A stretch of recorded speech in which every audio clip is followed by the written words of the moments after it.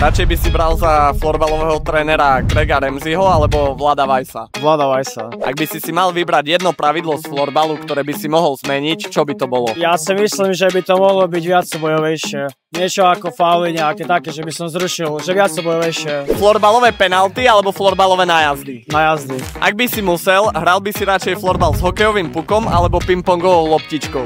S hokejovým pukom. Najlepší florbalista na svete podľa teba? Kim Nilsson. Ktorý šport je najbližšie florbalu? Hokejbal. Vieš, koľko dierok má florbalová loptička? 26. Ak by si nemohol hrať florbalkou, hral by si radšej s metlou alebo s tenisovou raketou? S tenisovou raketou. Ak by Ronaldo a Messi hrali florbal, kto by v ňom bol úspešnejší? Messi. Ako by si opísal florbal niekomu, kto ho nepozná? Napredujúci. Ktorú športovú legendu by si vybral do florbalového týmu? Maradona. Ktorý formát je lepší? 5-5 alebo 3-3? Asi 5-5. Tvoja dreamline?